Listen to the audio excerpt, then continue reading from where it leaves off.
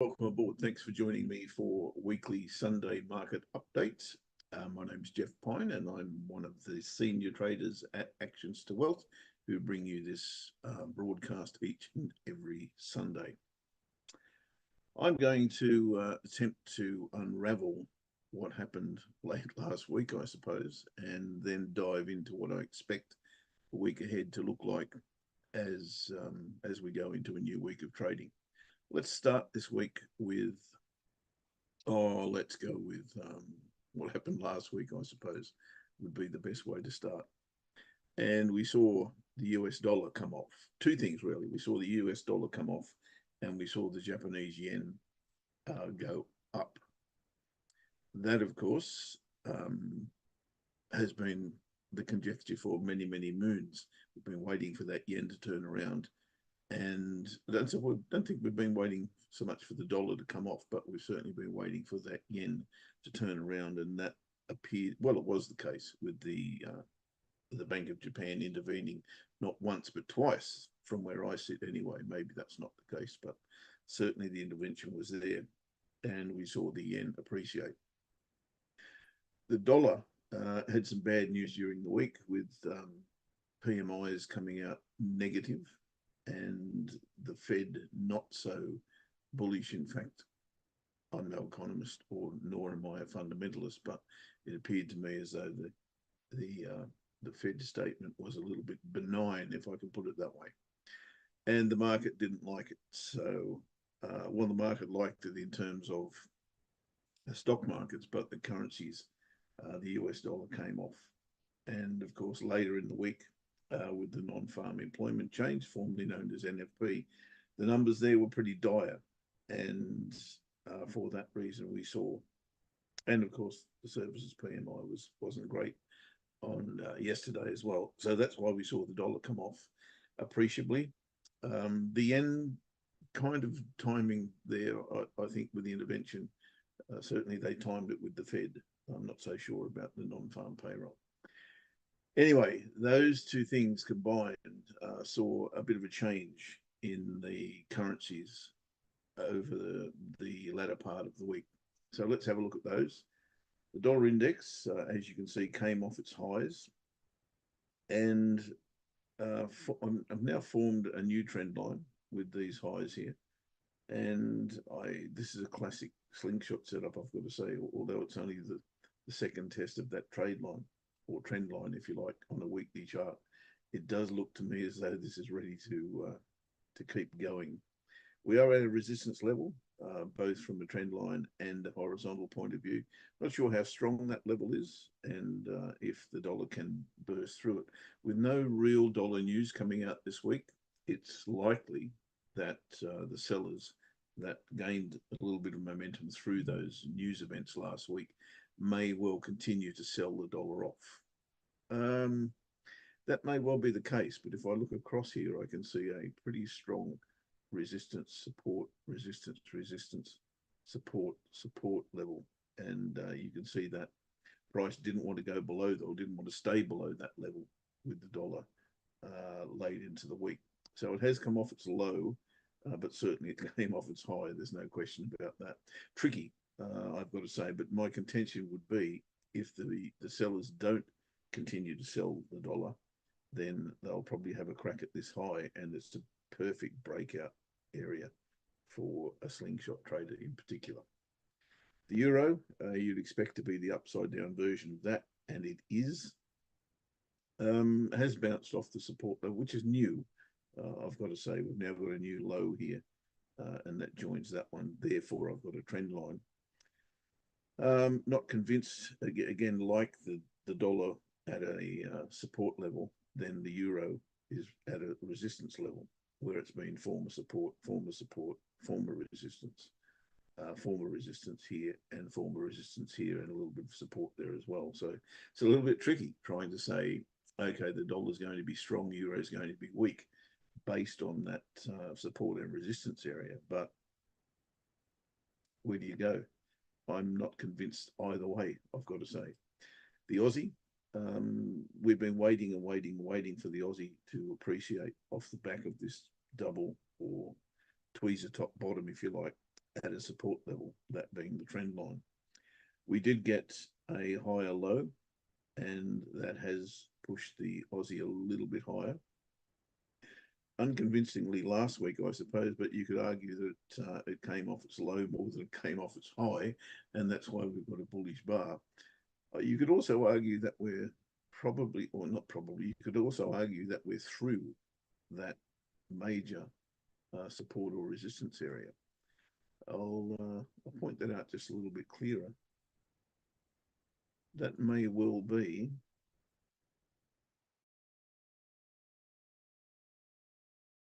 that level there, but it could also be that level there, which is where we're at. So it's a bit of a cloud of a price on the Aussie. I'm not convinced either way, and that's pretty much the theme of these indexes, the currency indexes that I'm looking at this week. I'm not convinced in any way, shape, or form which direction we're headed in. I'm still looking at this, however, from this macro point of view, if you like, that this tweezer bottom should force the Aussie a little bit higher. Not sure what the fundamentals are telling me, but if there is to be a currency that I would like to trade against the dollar this week, it's probably the Aussie. Kiwi falls into that category as well, because in exactly this, also not quite exactly the same position, but it has bounced off support, doesn't have that big tweezer bottom sitting there, and we are very, very congested in this pennant formation. So Kiwi, again, at a support level, or former support level, making it resistance. Is it as strong as the one above it? I doubt that's the case. And if I put that horizontal line in again, I think that level is a fair bit clearer to me, where it's been support here, resistance here, support back here as well, and support here. That tends to put a bit of a ceiling on the Kiwi for the moment for me. So don't really want to trade through that level.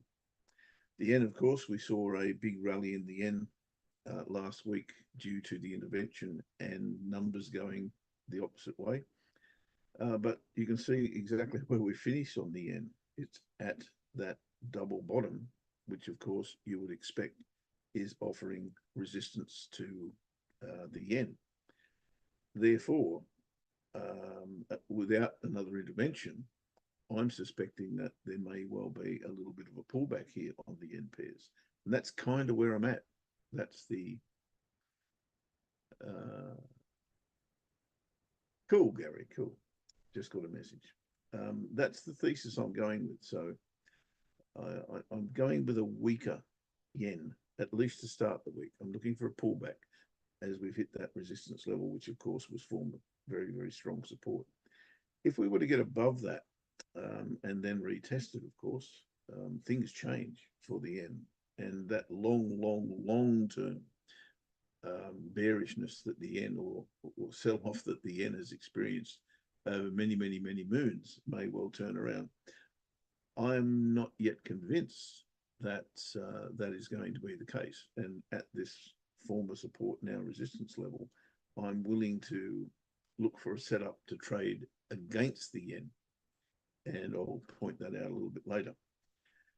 The Canadian dollar, as we anticipated, did bounce off the bottom of this range once it hit the bottom of the rectangle, is now giving us what I consider to be a beautiful candle that may well preclude a further buying scenario. Off the bottom, I'm always looking for a higher low, which this may well be. It's not proven yet on the weekly chart. Maybe we can have a look at that on the daily. That would be interesting. So the daily chart, there you can see that big bounce off the bottom. I'll make that a little bit clearer for you. Ooh, I keep getting these things. I hate that when that happens. I'm a bad driver of TradingView. Let me try that again. There we go. So if I make that a little bit clearer for you, that big double bottom, well spaced out, has presented us with that higher low. Are we willing to say we're going on with the job? And look, I am. I absolutely am.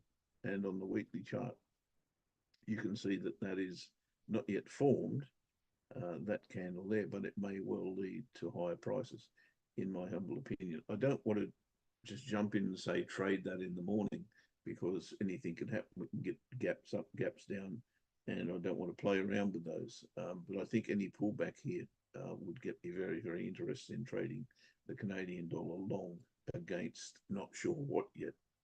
Maybe the yen, given that I've got that resistance area. The Swiss franc, I'm kind of ambivalent on this one as well. Can I talk louder? I'll try and talk louder. Let me try. Louder. Thank you. I'm hoping I'm not bursting through anybody's earbuds at the moment, given that somebody can't hear me. Well, as loud as they would like. I'm trying. I'm getting it up there as much as I can. If other people have got problems with hearing me, let me know and I can probably shout. You can see that the Swiss franc has broken through this long-term ascending channel and now retesting that. That would, in most circumstances for me, suggest that this is a sell. So break, bounce, advance, bounce, continue. That's what I'll be looking for, A, B, C, in other words.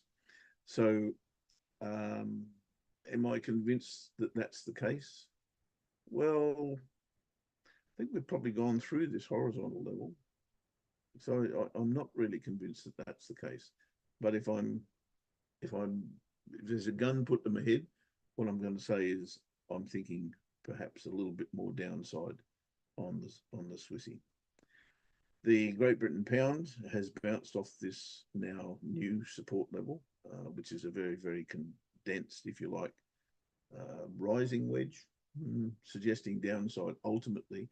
But in the meantime, we are at support here, a little bit of resistance here, bit of a mess there. But yeah, weak. I'll call that weak resistance. And therefore, I think the pound has probably got claims to go back to the top of this pennant formation before it goes anywhere else. So I won't say I'm bullish the pound, but I can see that there's a potential for this to go a little bit further in its quest for highs.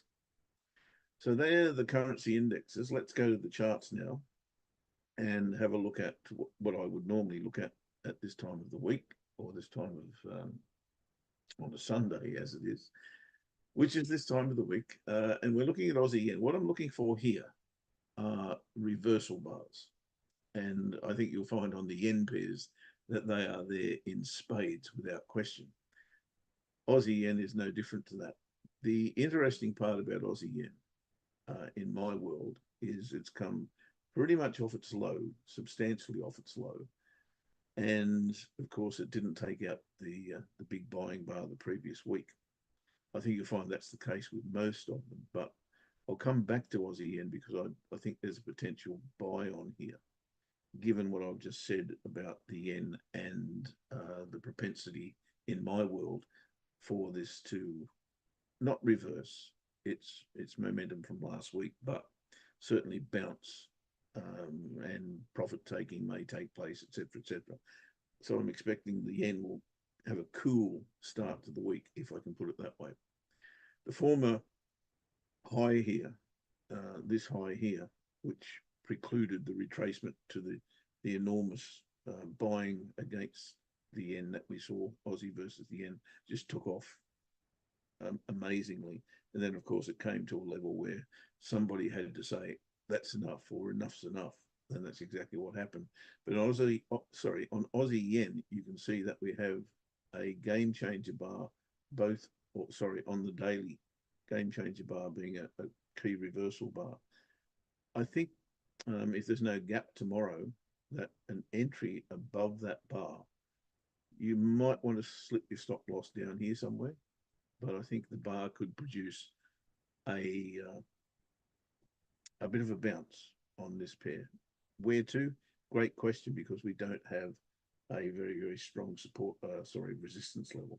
Maybe in this area, monthly pivot maybe a little bit higher before you take your profit, but I think that would be not the worst potential trade on the boards tomorrow, if the gaps are not substantial, of course. I'll get to that. I'll come back to that. CAD versus the Swissy on the weekly charts, also a game changer bar. Now, this one's a little bit more interesting in that it's telling us to sell here. So, game changer being a key reversal bar, it's telling me to sell on the monthly pivot, something that I'm not happy doing because it is strong support. As you can see here, when we bounce off the monthly pivot, we bounce off the monthly pivot. We've done it there, we've done it there, and who's to say we're not going to do it here? Not me, certainly not me. So I'm more on the side of the bulls here than I am on the side of the bears. The fact that we've got a game changer bar here probably gives me a bit of a license to have insurance, if you like. What I mean by that, if I go a little bit tighter, if the game changer bar or the key reversal bar actually works, then sellers should come in here and continue to drive this down. And if I'm honest, we are in a protracted, long-term downtrend on this currency pair.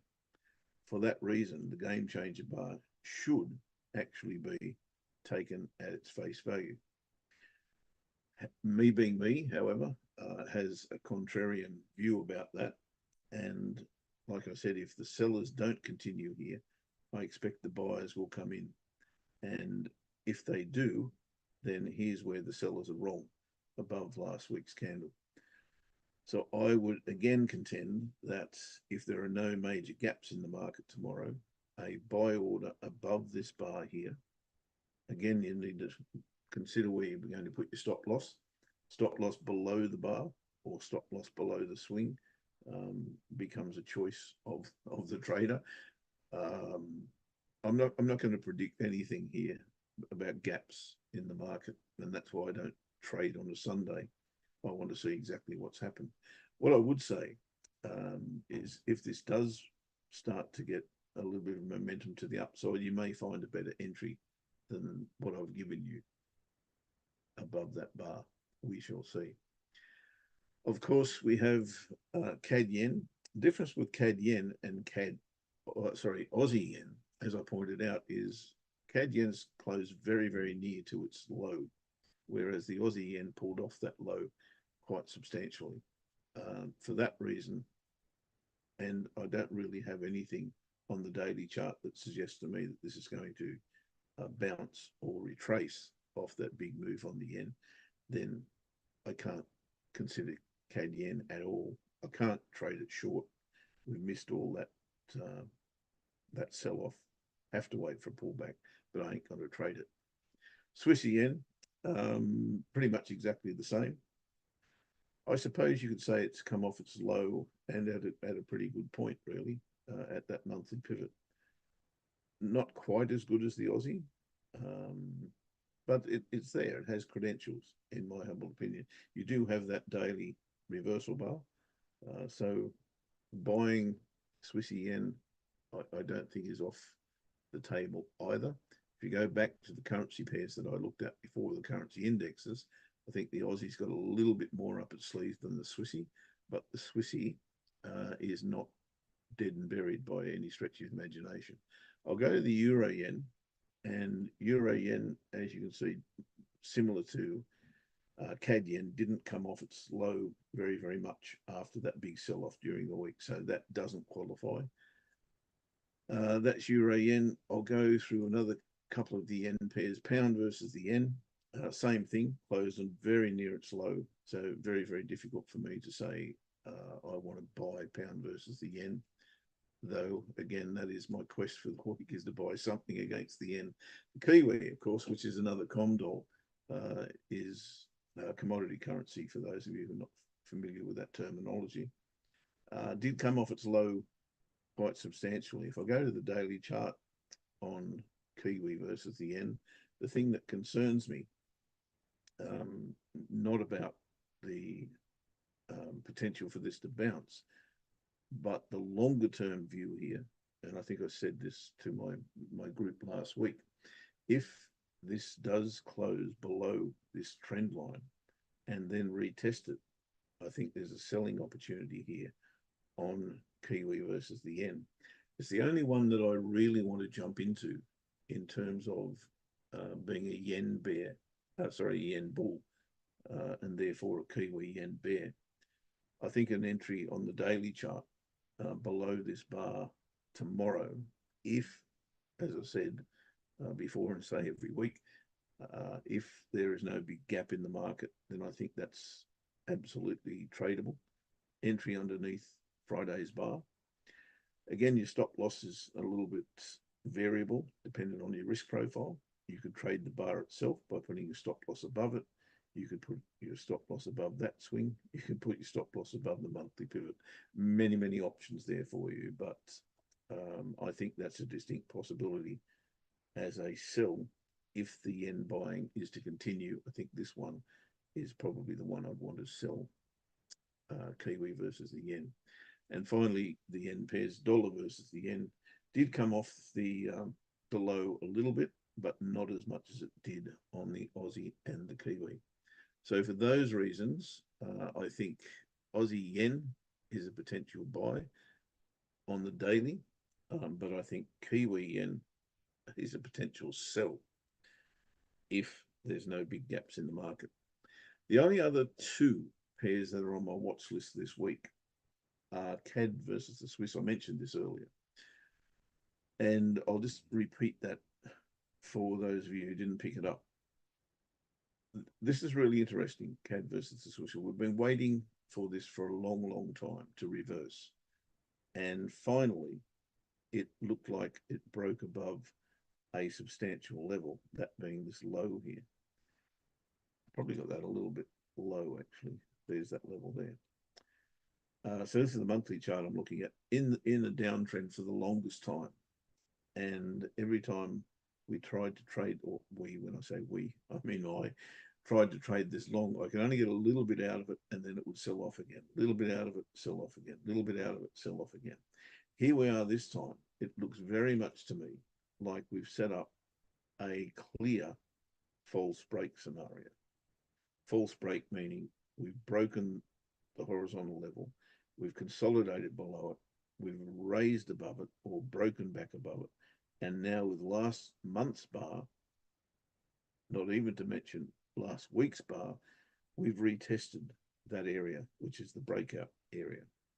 For that reason, I'm completely against the game changer or key reversal bar, which is this red bar of last week.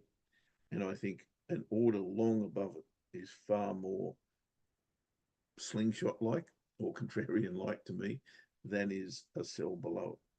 So again, gaps not withstanding, I'll be looking to do exactly that. So buying above this bar, probably stop loss below the monthly pivot if you want to be ultra conservative below the swing. That will be a trade for me tomorrow morning for sure. The only one I haven't mentioned, I've mentioned Aussie yen. The only one I haven't mentioned is pound versus the Canadian dollar. Now, pound versus the Canadian dollar, as we remember from our currency indexes, both were kind of a little bit ambivalent. The pound probably looks like it's got a little bit left in it. And if last week's bar, sorry, that's a daily chart. If and I've gone to the daily chart on purpose because it gives me the illustration that I wanted to show you. The weekly chart, of course, is also showing the long-term trend line has been retested and rejected once again, closed a little bit below or on actually that monthly pivot, suggesting to me that there'll be downside. So when I look at the daily chart, I see a retest of the top of our rectangle. I see a sell-off and I see a little bit of a rally. What that suggests to me is that there's a false break of this trend line. False break being break above, consolidate above, back underneath, and now we've got that retest and rejection. So my contention would be that, again, if the buyers don't continue here and it doesn't look like they want to, then the sellers will kick in, which means an entry underneath this bar, I'd certainly put my stop above the swing, however, maybe even above the highs here. The problem with that is the monthly pivot is absolutely dead in the way and not what I would like it to be. Is there a solution to that? Well, probably there is. And again, gaps in the morning are going to probably dictate where this lies. But what I would contest is if you're alert to it in front of the charts on the, you could use that trend or trade line, or you could use this one here. If you were to get price above here, yet failing to take out these highs, similar to what I've described on daily, where we've gone up above the trend line, consolidated back below it and retested it, which is why we like an entry here. 4-hour chart could be exactly the same as that. We could have a situation where, and I will try and depict that as much as I can. If price were to come up here and fail to take out these highs, then sneak back under either this one or this one, doesn't matter which, and retest it, then that gives you your entry. You don't then have to worry about the monthly pivot because you could enter here or here and take some profit before you hit that level,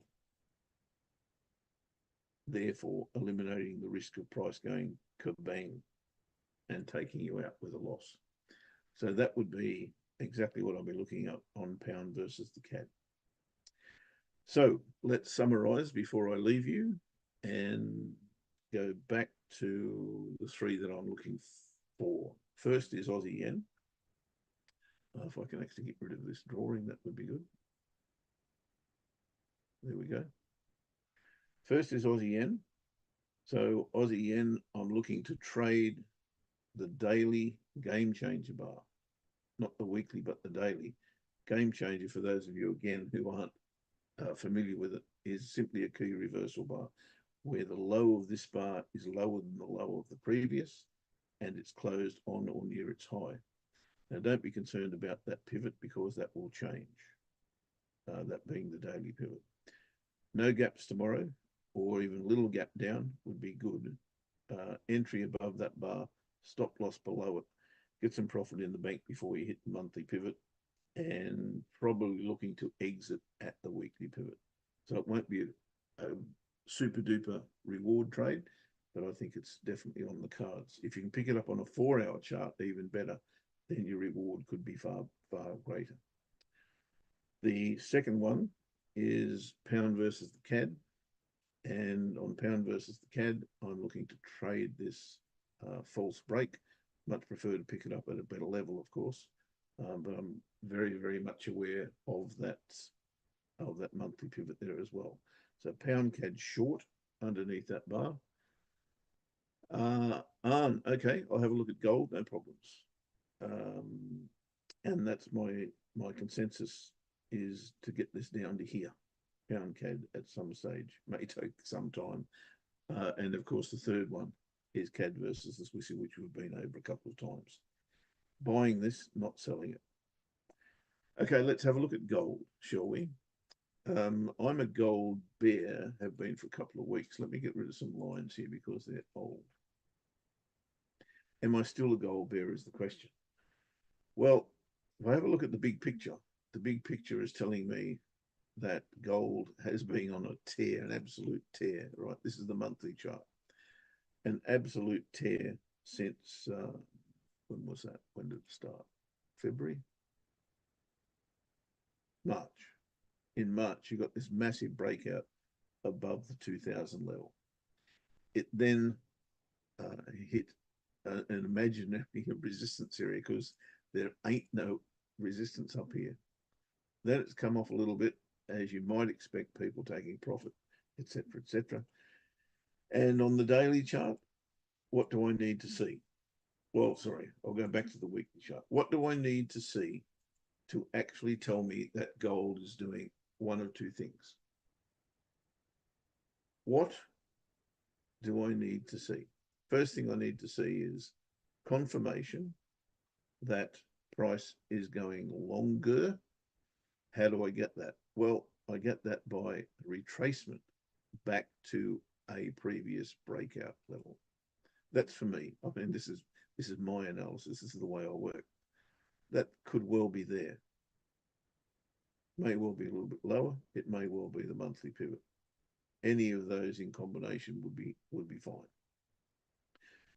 So for me to buy, I would need to see a bounce off a previous level. I couldn't possibly buy here because it's on such a tear. I've missed the opportunity. Can't chase it. Not my way, not my style. I then think, okay, if it's not going long, is it going short? If it's going short, I need to see confirmation of that also. And that comes to me in a pretty clear picture. I need to see a reversal bar, number one. That's a reversal bar. I need to see a reversal combination. It could be a double top. It could be a shooting star. It could be whatever you want. I've got a double top sitting here on the daily chart. I then need to see confirmation of that in so much as I need to see a lower high. I've got that. I've got that lower high here in this little bar here.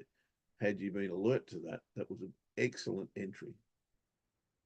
Had I been alert, well, I saw it but didn't trade it. My fault. Had I been alert to that, I could have traded that and made some money. Now we're looking at a situation where gold is uncertain as to its immediate future because we've got seller bar, buyer bar, seller bar come off its low, and now a doji on Friday. Weekly charts no help because I haven't got the confirmation of the reversal bar. Reversal bar, yes, I don't have a lower high yet. To see a lower high, I need to see some buying come in, just like we saw on the daily, right? So we got the daily double bottom, we got the lower low, we got a little bit of buying come in, and that's where that reversal bar plays a magnificent role. What we now have, in my humble opinion, is nothing. I can't accurately, I'll get that right, accurately predict what's going to happen next. It's very, very difficult to accurately, that's a hard word to say, accurately predict what's going to happen at most times. But in this particular occasion, it's very, very difficult for me to say. What I would say is that this bar here could well be telling because we've had inside bar, inside bar, inside bar. If it were to break short, which is my option or my directional bias, then I think an entry underneath that bar makes perfect sense. Where would I put my stop loss? Well, I wouldn't put it above the bar because this could oscillate in here for quite some time. Where I would put it is probably above that swing, covering that little bar. That was really the place to get into this short if you thought so. So my target would be down in this area, around about 2170. So there's 130 odd points to gather there if you can find a way in my world. That's what I'd be looking for on gold. Am I convinced that it's going to go short? No, I'm not, because there's a great hunger out there for that commodity at the moment. But I do see from a technical perspective that the best place to buy it would be down here. And that is where I'm at. Moses, thanks for sharing this all. Oh, okay. You're in Kenya. Look, all you need to do is send an email to contact at Actions to Wealth. So that's contact at Actions to Wealth, and they will put you in the best position to do exactly what you want.